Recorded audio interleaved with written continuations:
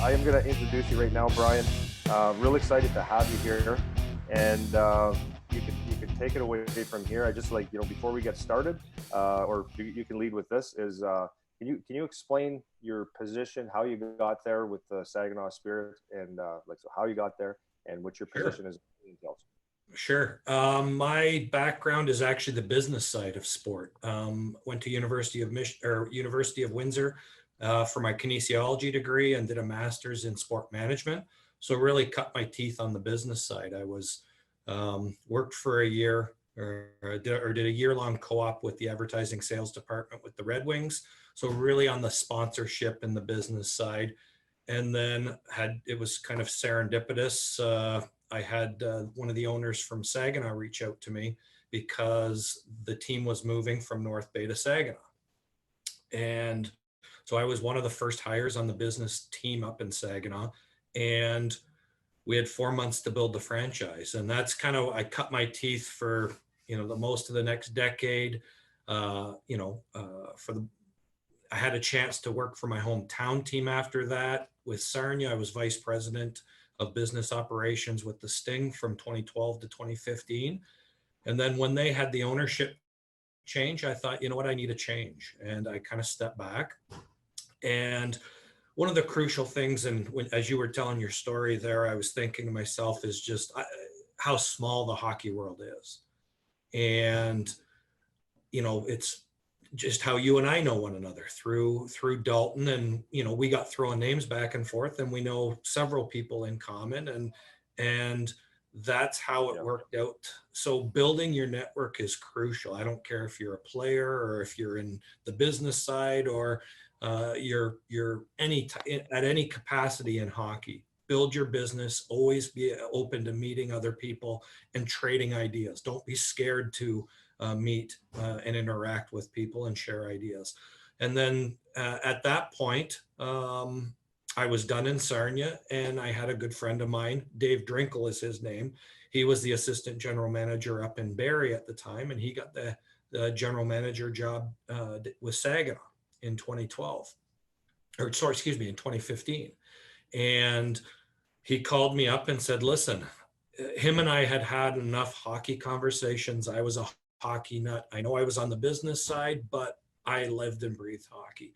And him and I had enough late night conversations about hockey that we knew we saw a lot of things similar, and we weren't scared to challenge one another either. So it is a little different. One of the things when he started in Saginaw, he kind of wanted to put the flag in the ground and said, we are a US based team.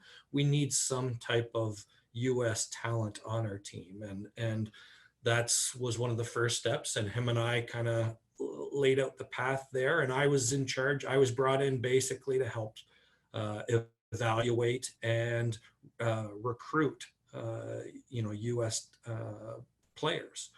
And, not that we want exclusively US players, because we're looking for the best hockey players, period, and the best people, period. But being a Michigan-based team, we just thought it was important to have that, not local per se, but just, US flavor to our team. And that's kind of why I was brought in. And in our first year, we went about doing that. I guess hopefully that answers your question of kind of, my background wasn't specifically the hockey side, but I was a student of the game and watched more hockey than I can remember over those, 10 years of being on the business side, obviously watching every OHL game that I was at when I worked for them, but also getting out to the OHL Cup, or getting out to Silver Stick and on my own, and just going out and getting to know the players for the following year. So that's kind of my journey of how I ended up in Saginaw. That's interesting. So because I always said, a lot of guys ask me to scout, and it's just something that I'm not interested in because I'm so busy, because I understand the commitment it takes to scout. Because I mean, at your level, I might even be tougher than at the NHL level, because you've got so many kids that you're looking at from all over the place. and to narrow that down to 300 kids or 400 kids and say, okay, these are the kids that I like.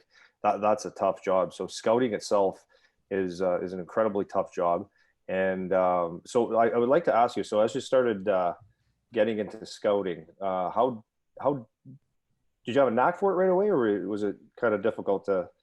Well, I consider myself a lifetime learner. And as I said, even when I was on the business side, I would go up to the OHL Cup. I'd go down.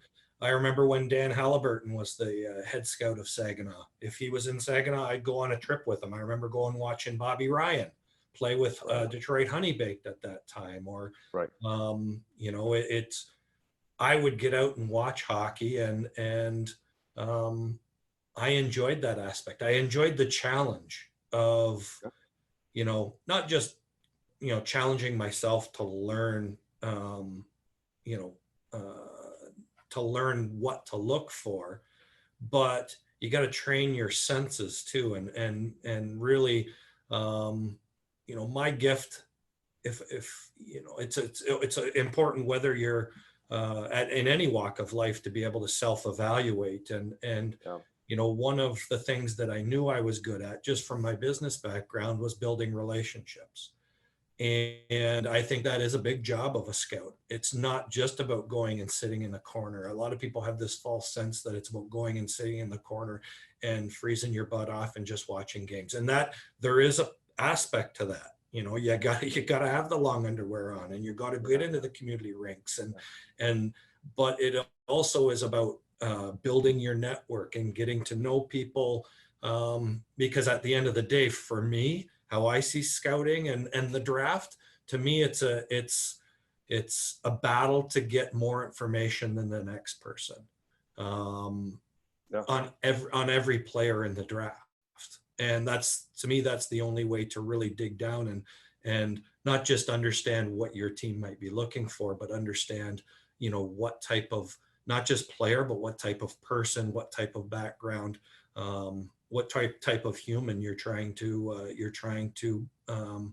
you know, add to your team the following year.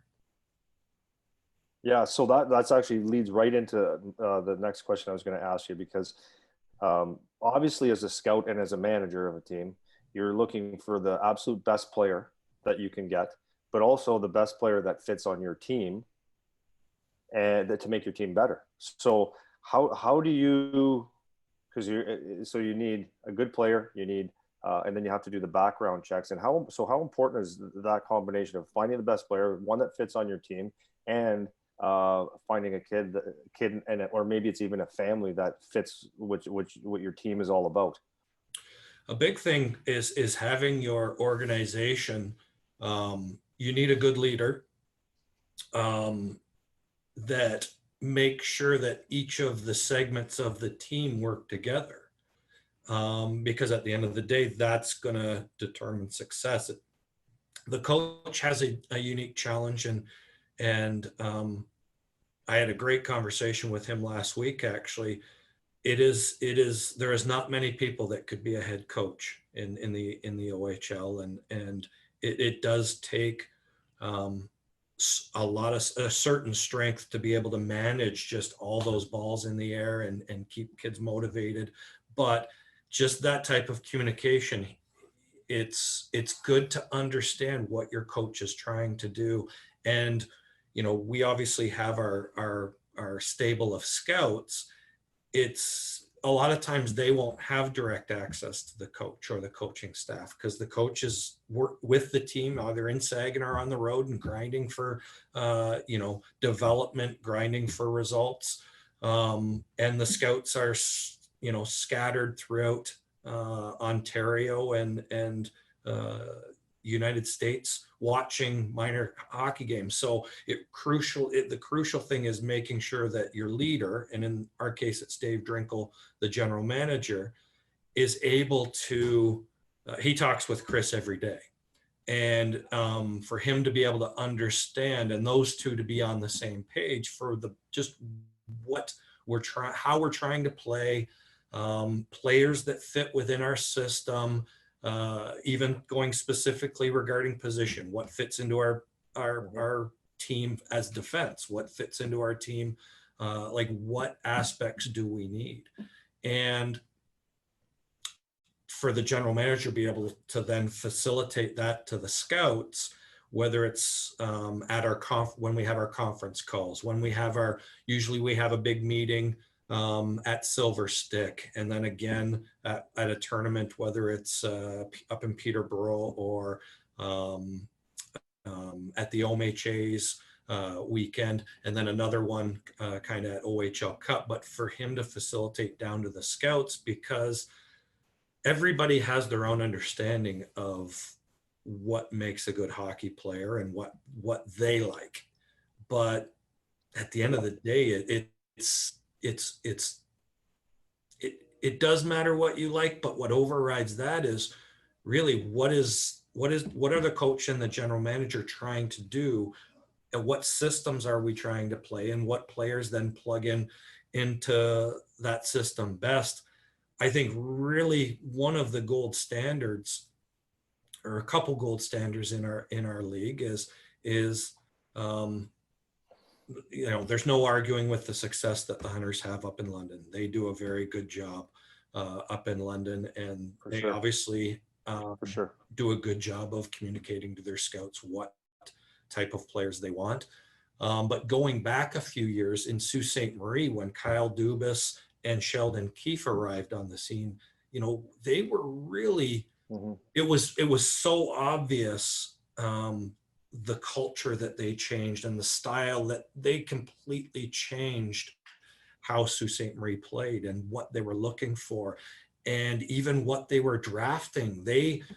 There were very good hockey players that you knew in hindsight and talking to them that they would have never drafted because it didn't fit into what they were trying to do. And,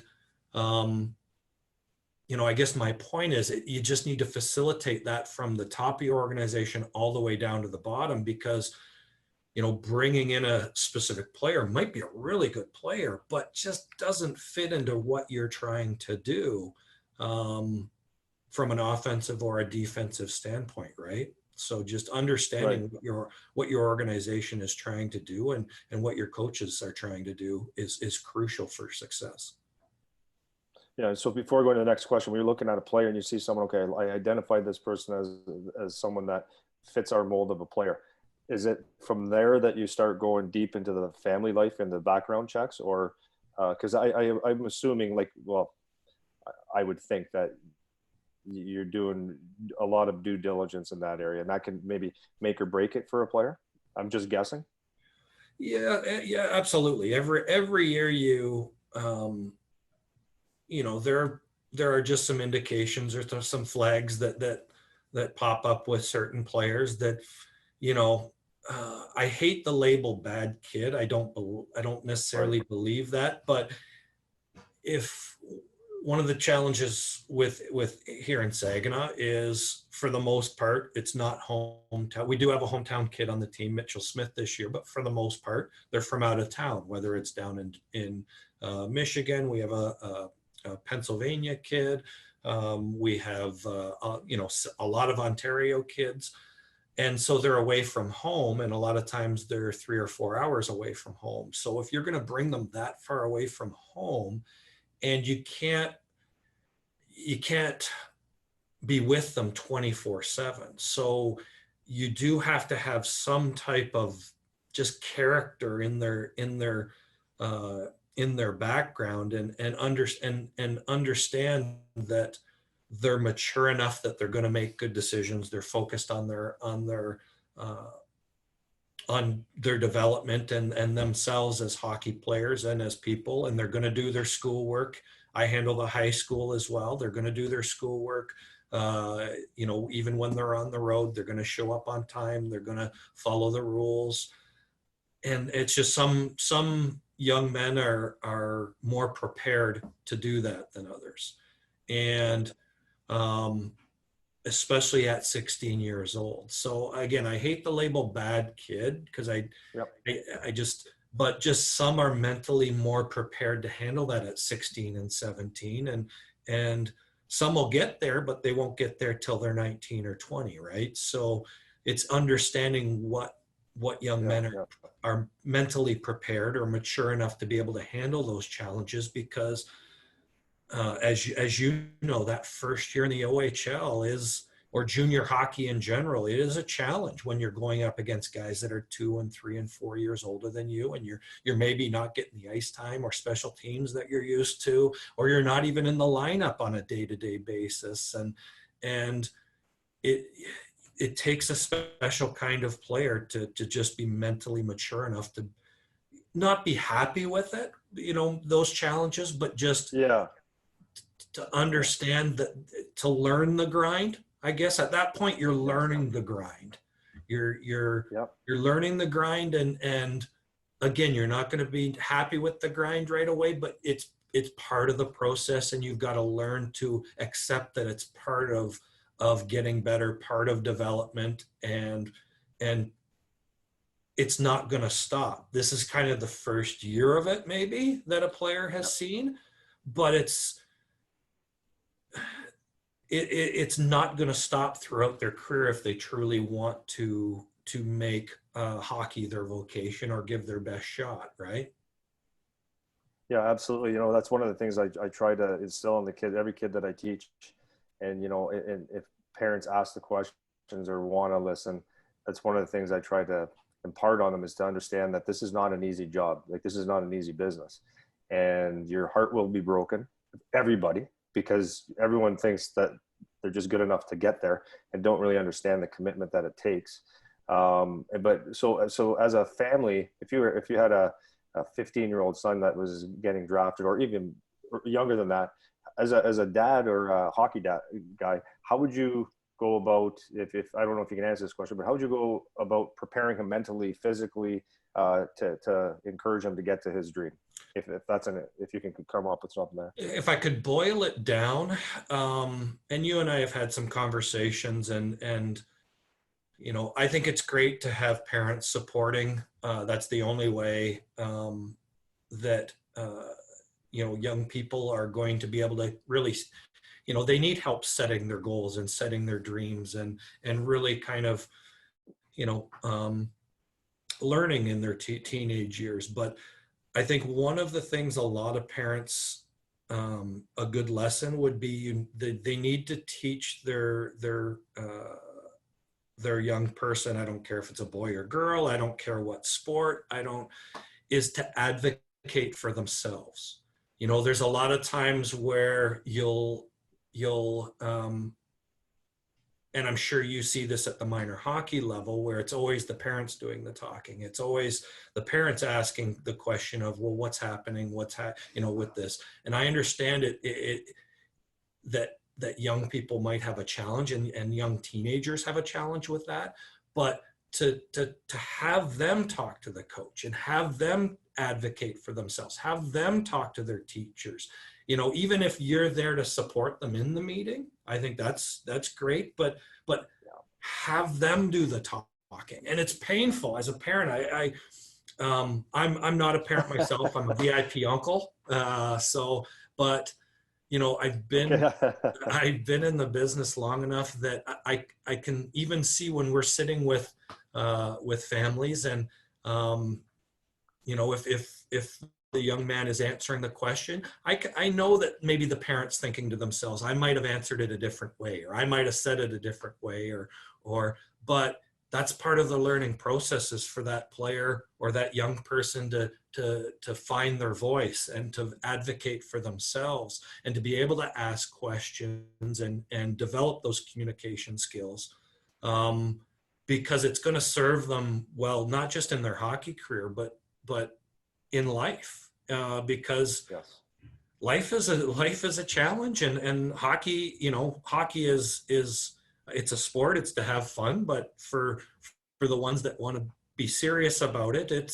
it's not if your heart's going to get broken, or you're going to face adversity, or you're going to be a healthy scratch for no reason, and you're not going to get a good reason for it, other than maybe it's a numbers game or something like that. Like, you need to be able to advocate for yourself and communicate with the coaching staff.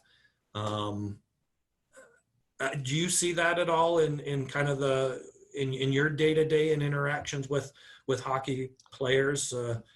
It's it's incredible, to be honest with you. I mean, I see it all the time. I gave an example, like, so actually what you said is something that's been repeatedly said on my webinars. Okay. With like Ian Pulver said the exact same thing, and which is always, it's always good to hear it more than once, because you know, one time it might just be words, but to hear it 2-3 times, it becomes very important. And I think it's absolutely critical. And it's you know, I always have to go back, because the closest person to me is my son, and he plays hockey, right? He's a 14-year-old boy. And we had a situation. So I apologize to the listeners that have heard this story before, but I'm going to say it again. So it was 2 years ago.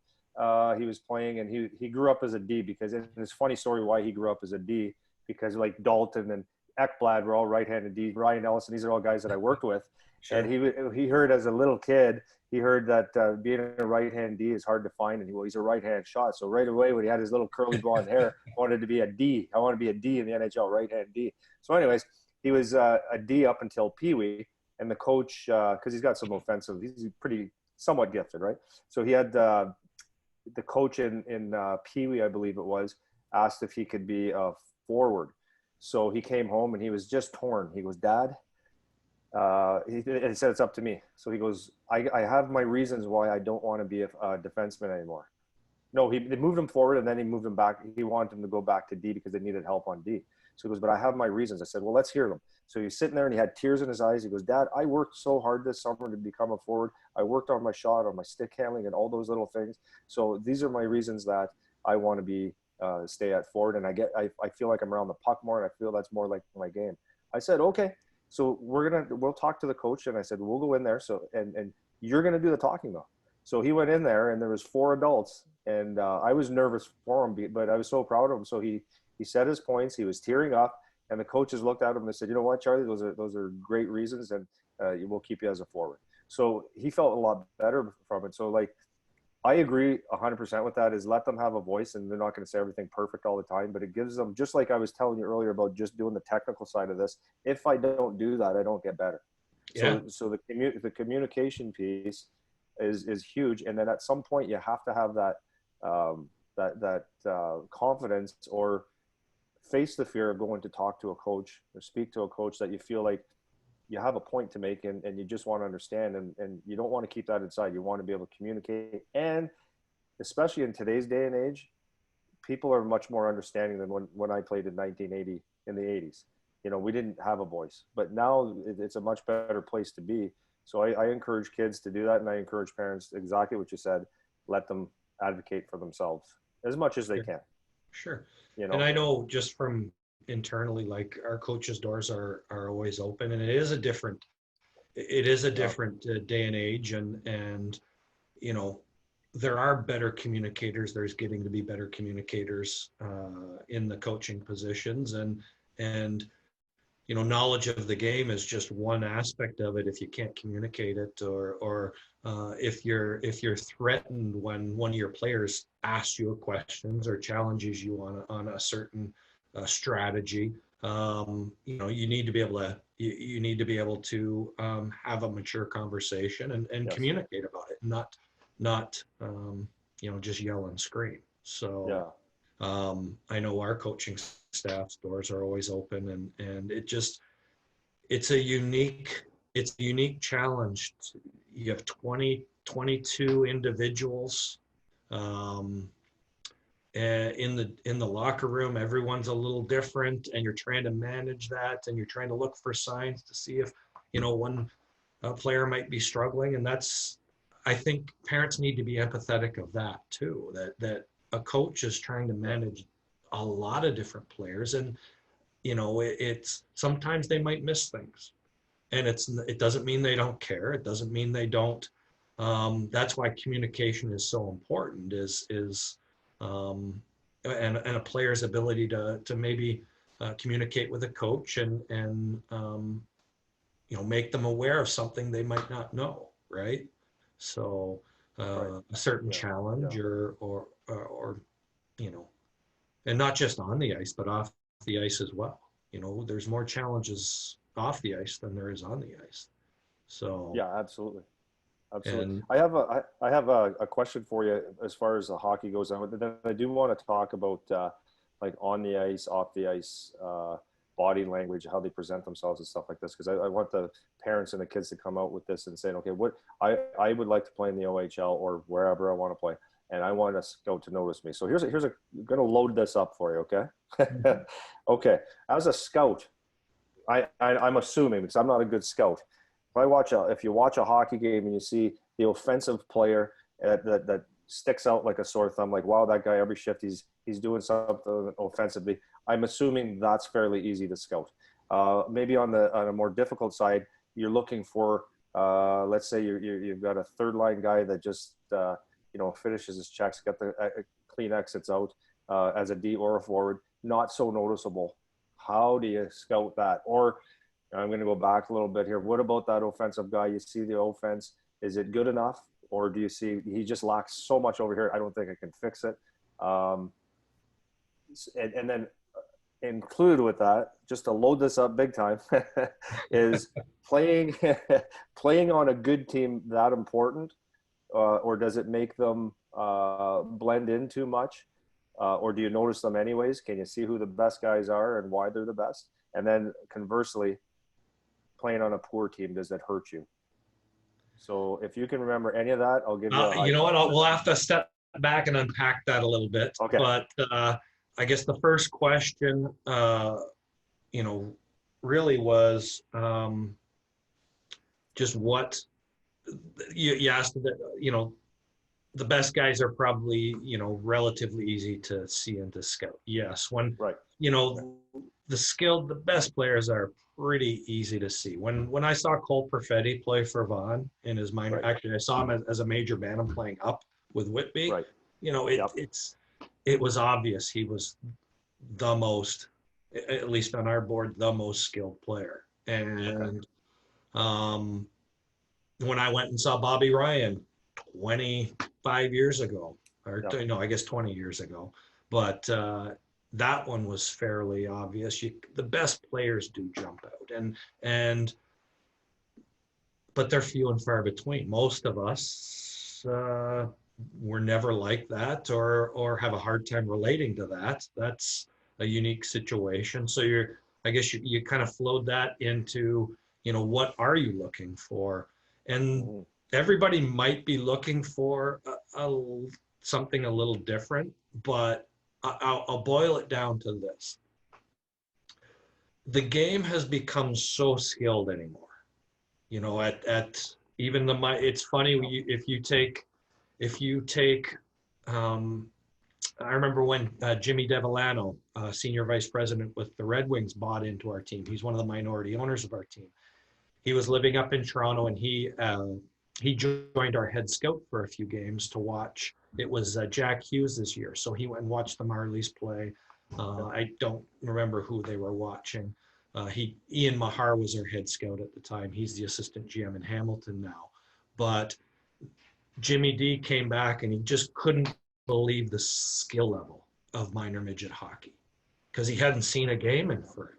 And even at when you take a step up from there, like junior hockey and OHL being, the pinnacle of that, the skill level of the young athletes is really beyond what you and I could have dreamed of.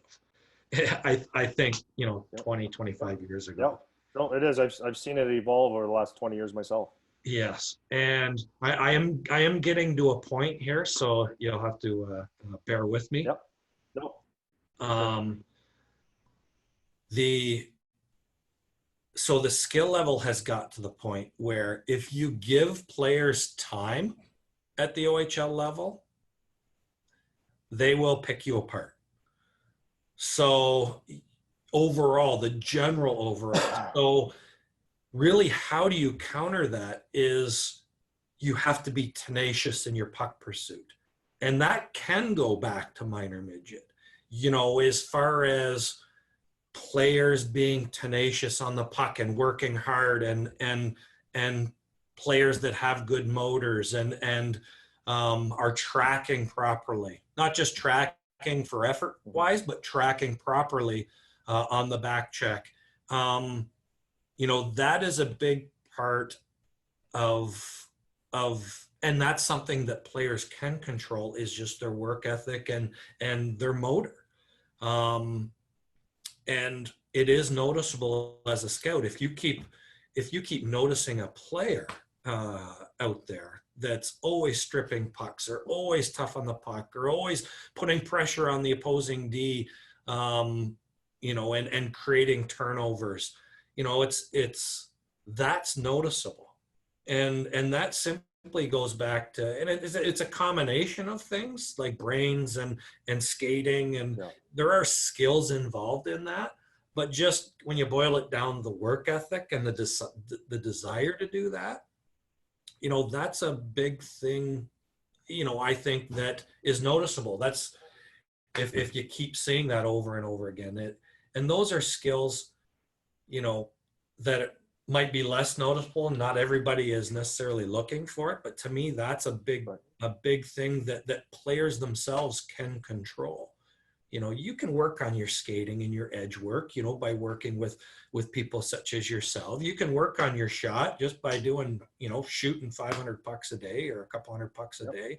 You can work on things like that, but work ethic is a switch. You can turn that on, and you can turn that on right now. It truly is a mental decision, and to train yourself, and that doesn't always mean going 100 miles an hour when you're out there. You do have to think the game.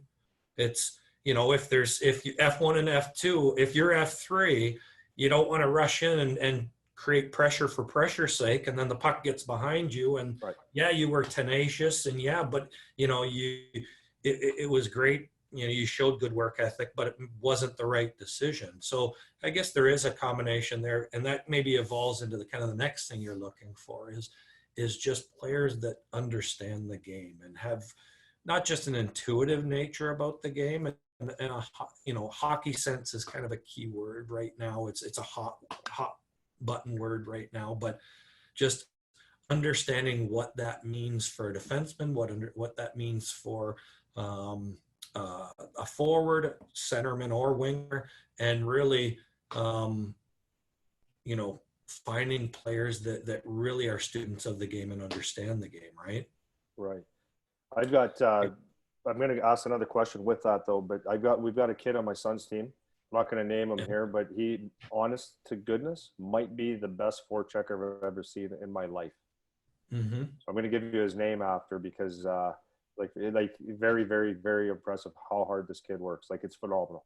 And I told that to my son. I said, whether, and I'm not saying this as a judgment or not, I'm just saying that whether he's the best player or he's not the best player, his work ethic is off the charts, and it's inspiring because it gets the team going. I mean, it's phenomenal. Finish a check, and so someone like that, you'll take a look, you'll say, wow, that's what we're looking for. Then you kind of piece together, okay, he's got oatmeal north of the eyebrows, or he actually has a brain, right? And then you decide as a scout, okay, like, I think we could do something with that, or we'll give him the opportunity, or we don't, right? Yeah, if you're 30 feet away and the D-man's facing you with his head up, it doesn't, pressure isn't at least at the next level. It's not about pressure, right? Because you're not going to get there in time. He's got his head up. He sees everything. Right. It's more about understanding what aspect you're trying to take away from him, and angling, angling, and using, and using your brain that way, right? So there is that fine line between effort for effort's sake and directed effort, right? So absolutely, and that's a big part of it is but effort will get you noticed. You've watched enough hockey. You watch enough hockey. If you want to get noticed, for the good, effort.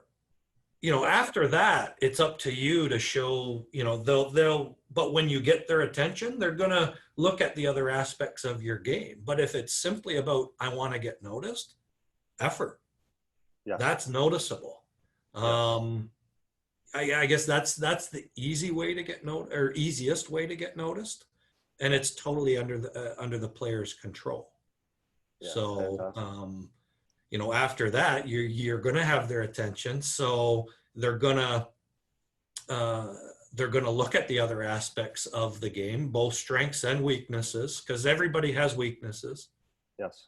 Um, you know, uh, I don't care if you're, uh, I don't care if you're, you know, you and I have both seen exceptional status players come in, Aaron Ekblad, Stamkos, John Tavares.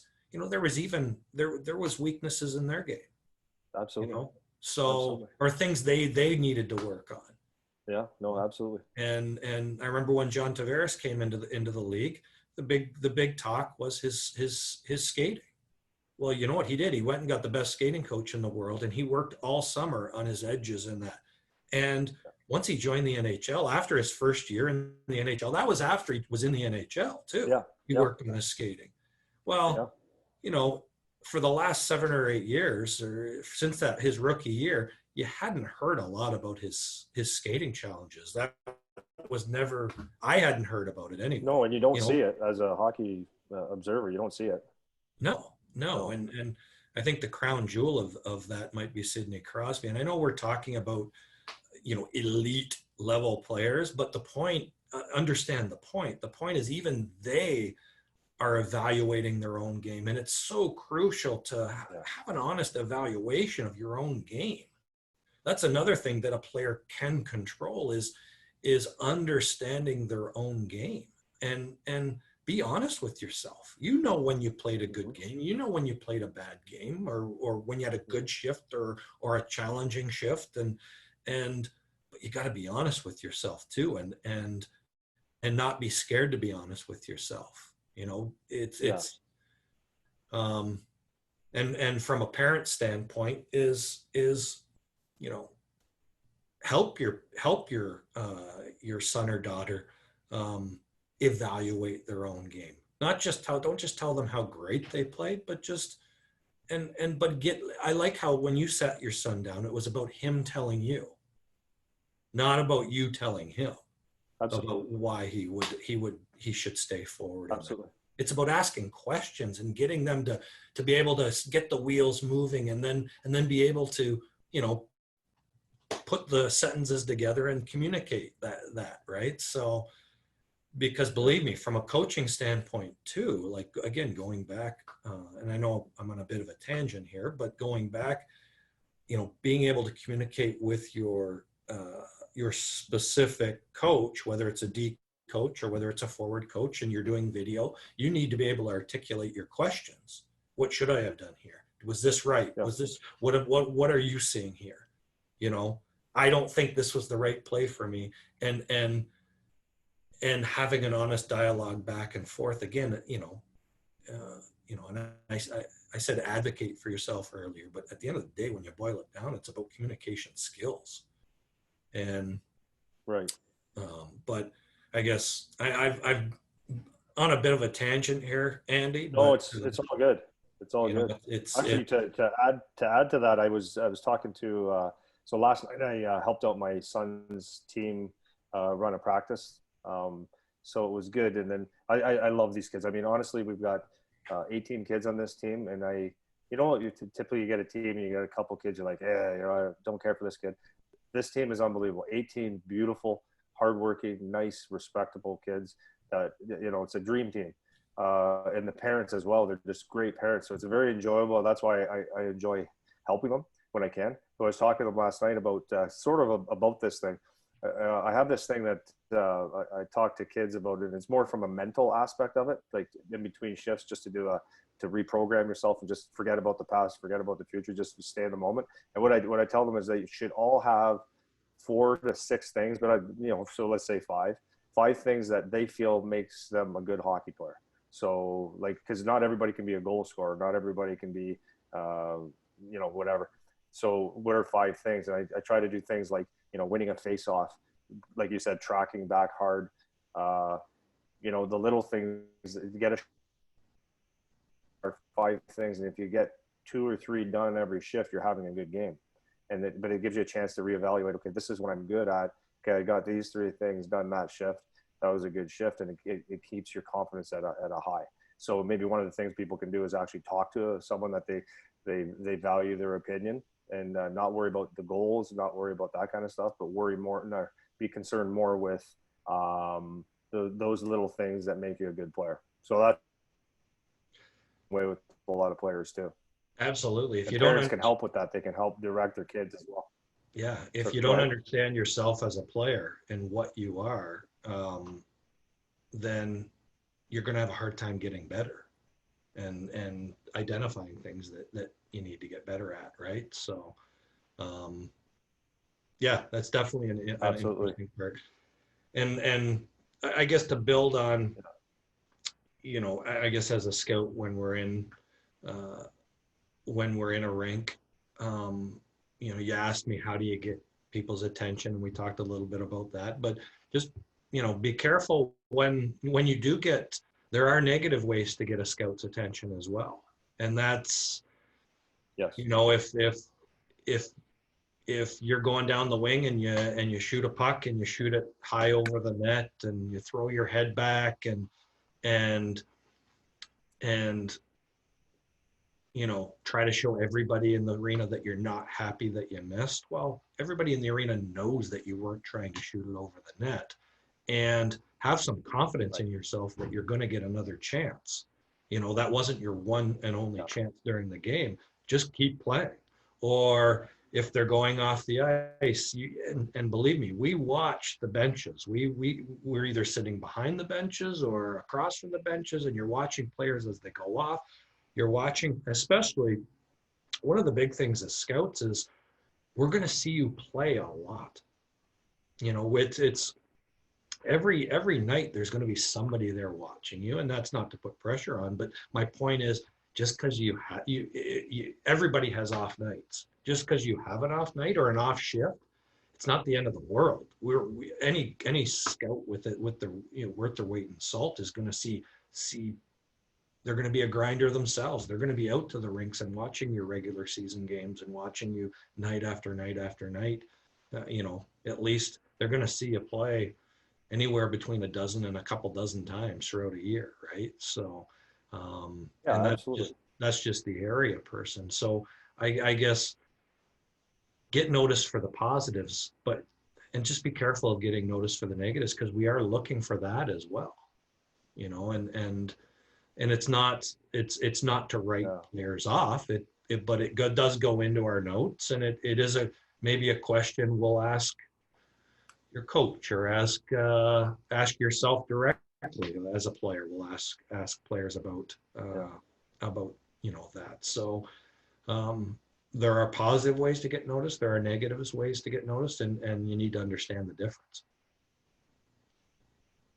Yeah, I love that you touched on that, because something that I talk to the kids a lot about, like constantly, is that you're walking around this earth, and as a hockey player, this is what you choose to do. There's someone watching you, whether you want to have them watching you or not. And that could be walking through the rink, and that could be going to the corner store. It could be anything. People are watching you and judging you, so you got to do act appropriately. When bad things happen, it's how you respond to it, not reacting in the manner that you were saying with your slugging your shoulders and showing bad body language, about bad attitude. I have a question about the defensive. Let's say a defensive player. How the heck do you have an eye for someone like that? What came to my mind when I was thinking about this last night was Chris Phillips. You obviously know who Chris Phillips is. Played for Ottawa. Okay, so he was a first overall pick or second overall pick. But there is nothing fancy about that game. It's just so how does someone like that that has that type of game, like how, even as a parent, because I think a lot of people want to see their kids score goals. How do you even evaluate that? Because I can't. Well, I wasn't around when Chris Phillips was scouted, so I can't necessarily speak specifically to him, but I know where you're coming from with that question. Yeah. Number one is just understanding the skills of a defenseman, and fans and a lot of parents want to look at points. They want to look at maybe power play time and that, but anymore, and it depends on what systems you're playing anymore as well. And as a big defenseman right now, Chris Phillips might not be first overall if the draft was done again today in True. today's game. True. With the rule changes and the way it's changed, you look at, I was actually in Buffalo watching Darlene play, and, special player, top defenseman, obviously taken that year, and top player taken that year. But just as defensemen anymore, it's not about points, but you need mobility anymore. Sure. And being able to move as a defenseman, and that's the real challenge. It's not about, and I'm sure you work with my cousin Dalton down there, and Dalton's a big, strong, quote unquote stay-at-home defenseman. Plays tough if he needs to. But the big thing for him now, he had to kind of change, I'm sure, how he was training and that, because it wasn't how big and strong you were. It wasn't about carrying 245 pounds and being as strong as you can. No, it was about trimming weight and being 230 or somewhere in that range, and having more mobility, just because the game is getting so fast and that. So,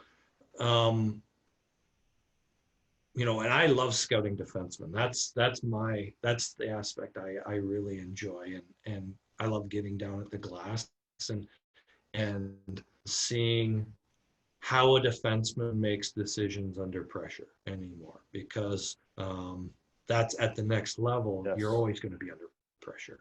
And yes.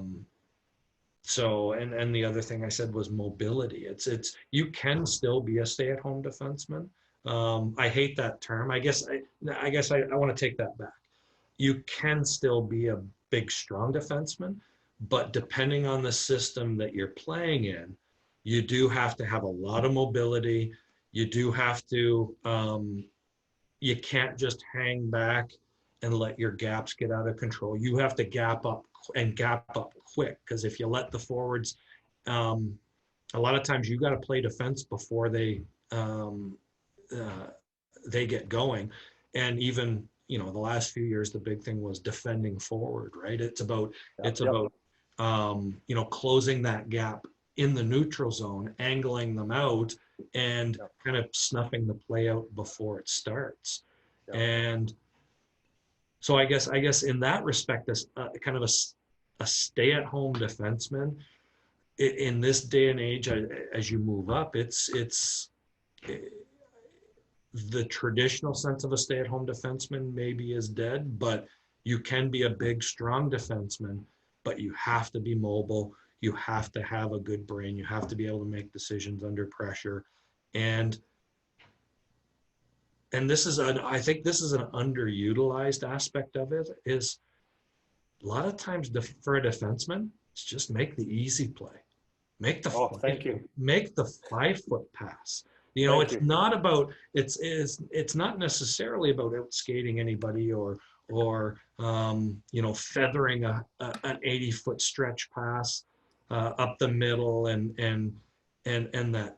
Honestly, sometimes it's literally a 5-foot pass to the bumper or the nipple, depending on what you call it, and just making the breakout as easy as possible. It's amazing the number of players that just won't make the simple play.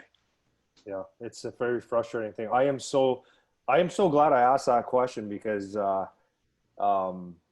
used Chris Phillips as an example because that's what came to my head. I probably should use a more modern day player, but you are so bang on with that, with the defensive player. Like, you could still be defensive and you could still be that hard guy to play against, but you have to have much more mobility now. And then as a defenseman, I think actually any player is the simpler that you keep the game, the better. And I preach that to every team I've ever coached and players that I coach, is that, like Ryan Ellis was a great defenseman, but he saw 3 layers ahead of him. Like, and that's a very special player. But also by doing so, he would make 3 phenomenal plays that no one saw, but he also turned over the puck quite a bit, but he was able to recover from that.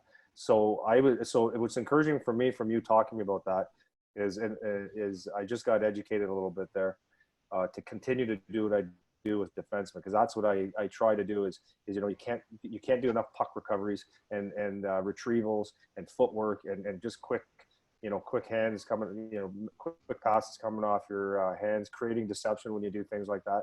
And the more that the kids practice that, even the shooting, right, it's getting it off quick so they can get tip-ins and stuff. And so I'm really glad that you answered that question and you took your time and you put the effort into it. Thank you. Well, I'm trying to be somewhat general as well, because honestly, when you don't want to predetermine things with the player either. You want to, Right. There's not a scientific formula for what makes a good defenseman or what makes at least try not to be too scientific. There might be Right. certain aspects you're looking for, but a modern day example would be Seth Jones off of Columbus, a big, strong, high pick. I think he's probably 6'5" or 6'6". So you can be big and play, but just look at how mobile he is. He's an athlete, and he was a high pick, and I know he was traded from Nashville to Columbus for Johansson there, because Nashville at the time needed a number one centerman, and Columbus needed some defensive depth, and usually you can't trade for a D-man like that, and so I guess that would be a modern day example of there is room for a big player in the league. It's just the idea of what a big player is has changed, and what the big player needs to be able to do. For sure. Brian, so I'm going to ask you two more things. Take your time, do whatever you want to do. First thing is that we talked about playing on a really good team or a poor team. So my question was with that would be kind of geared to the parents as well. Like, a lot of people think that playing on a good team, a super team, is more beneficial than playing on a poor team. You guys still notice them, right? Or do you not? Is it tougher on a poor team? We have area scouts, and the area scouts are responsible to scout all the teams in the league and to identify players. It's, when we're making our selection on draft day, it's not necessarily, there's very little conversation. In fact, if it does come up, it's more like, well, this player didn't play on a great team, but we like the way he handled this. We like the way he did this. So, I don't think it's necessarily, to me, you tell me who the coaches are and the type of coaching they're going to get, and I'll give my opinion on what team they should play on. To me, it would be, I think you're asking, a parent would be asking the wrong question. Is it a good team or is it a bad team? It's tell me about the coaches and the history of that coach and the type of practice they run, and because at the end of the day, it is nice and to win, but there's not a lot of teams necessarily. You can't. It is a team game after all, and you can't control that. So I don't personally think, if you look at our 5th round pick this year, Roberto Mancini, didn't play on the best team last year in the GTHL, didn't make the OHL Cup, but we stepped up in the 5th round, came to camp, and he made our team, and he earned it. Right. And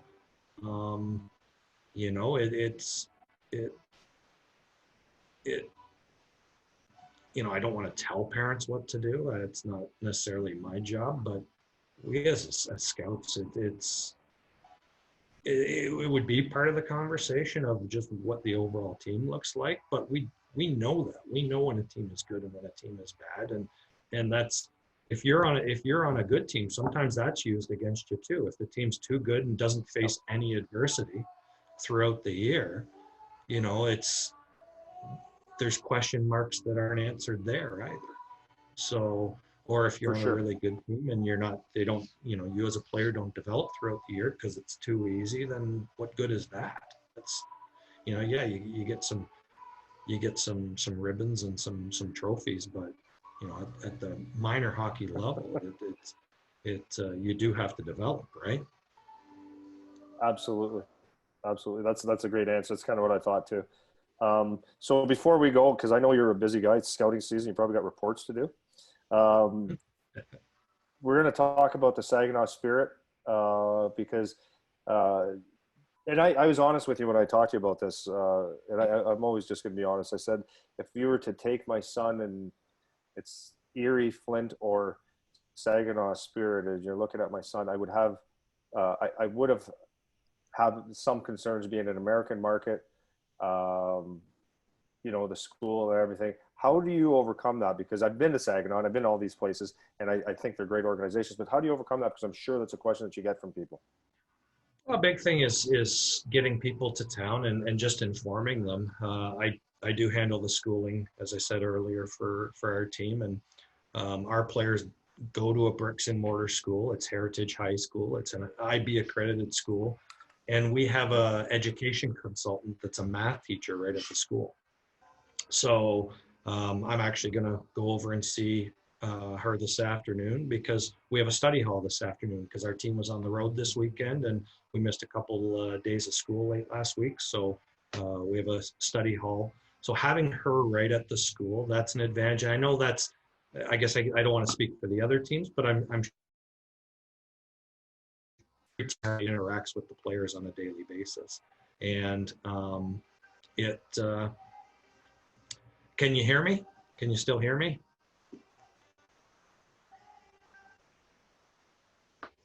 Well, I'll keep talking, but anyways,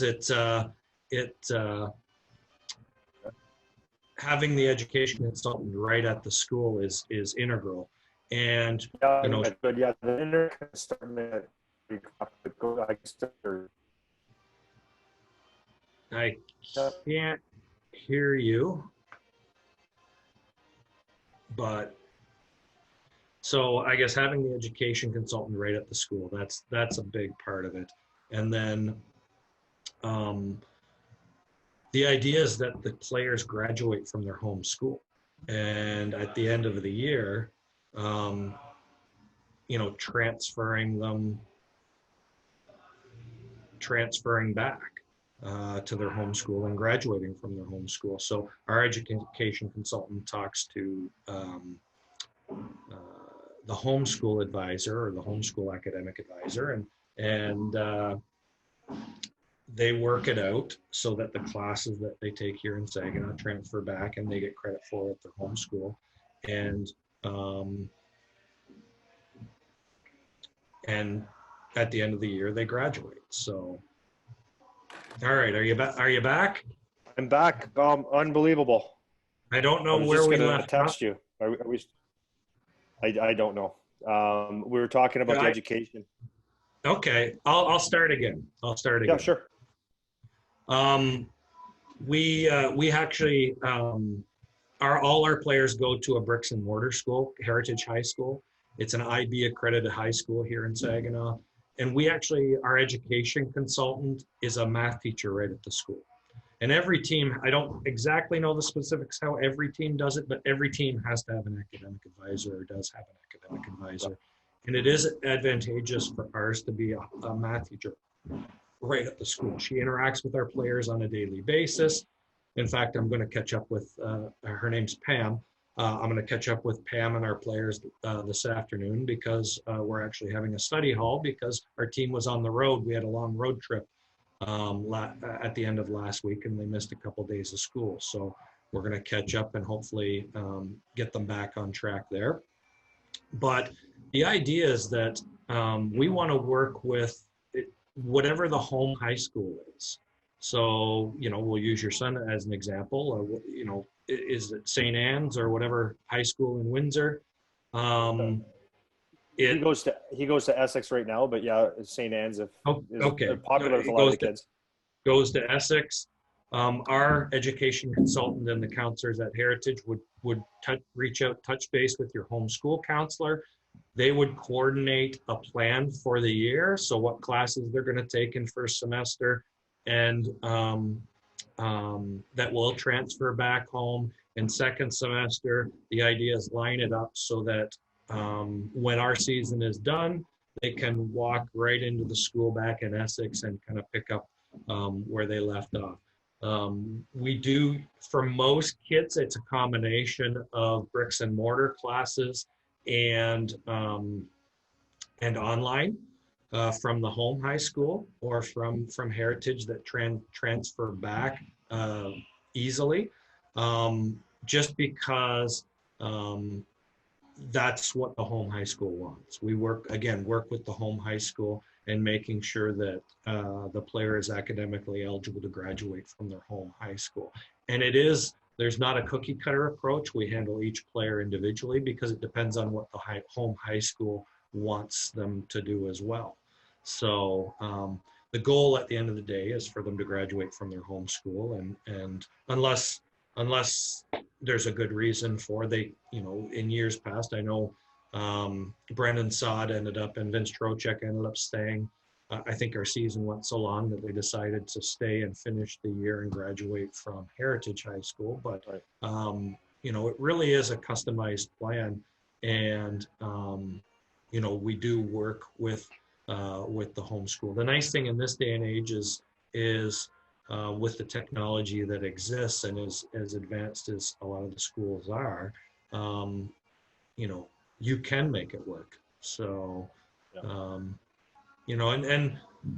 at the end of the day, that's for most OHL, just because of the demands of the schedule and you are out of town, an online option to help supplement your bricks and mortar classes usually comes into effect. Yeah. Well, I thought this is phenomenal today. I actually probably need about 2-3 hours to go through everything with you because it's been great. And maybe at some point in the future we could come up with a few more topics and questions and do it again if you'd ever be interested in that. Yeah, it's anytime. It's hard to, there isn't a cookie cutter approach away. Everybody's journey is different. I think that's important to understand. And just because, you face some adversity and face some challenges, last weekend or with, in your current season, you can either, use that to discourage you, or you can use that to stoke the fire and use it in a positive sense. I'm not asking, I wouldn't ask people to be happy with the adversity, but understand what it is and how it can be used in a positive way. So that would be the big thing. Yeah, that would go with being drafted as well, right? Like being drafted is always a special thing for every player. Where you get drafted is a great thing, but just because you're not drafted or you're a 10th round pick doesn't mean that you don't have a chance either, right? It's just a different type of adversity. Yeah, and understand that the general manager and the scouts are the ones that make the picks, but at the end of the day, the head coach is the one that puts, says who goes on the ice. And when he's standing behind the players and looking down at the names on the back or the numbers, there's no draft position. Honestly, the coaches have a job to do, and that is to, it's kind of twofold. It is obviously it's process driven and development, but where the rubber meets the road, you do need to win some games. So the coach is going to put players on the ice that are going to win their games. Look at our captain. Our captain Damian Drew was a third round pick. Nobody cares. Our assistant captain and one of the heart and soul players on our team, DJ Buzdecker, he was undrafted. He was a free agent, and coach doesn't care. No. It's just one day, and it's something to be proud of. It can be a show of the hard work, but the fact you didn't get drafted, at the end of the day, we'll still be watching next year and looking for free agents and looking for the midget draft. Look at Anthony Sorelli. He's playing with Tampa, probably going to play a big role now that Stamkos is hurt, but he was undrafted in our league. Like that's a lot of very good hockey people missed on that. And you know, to his credit, he put the work in and has earned everything he's got. But do you think the Tampa coach looks down and says, "Oh, he wasn't a first round pick in the OHL. I better not put him on the ice." No, he doesn't care, Yeah. right? Yeah. Well, it's so funny because that's even you know, all the NHL guys that I train, I go, "Oh, hey, this guy got drafted." They don't know who the draft picks are. Like, I mean, they might have heard whatever, and they don't care because, like you said, till you're fighting in the trenches with us and stuff, or actually it matters. Like, they don't even know who you are until you get there. So yeah, getting drafted is one thing, and it's just a grind. And if you want to stay there, it's even more of a grind, right? Yeah, it's something to be proud of, but keep it in perspective. Yeah. Yeah. It's not going to determine your ice time. No, 100%. Okay, Brian, I can't thank you enough. I appreciate it, and I'll follow up with you. And this was a fantastic webinar. Thank you very much. All right, we'll do this again sometime.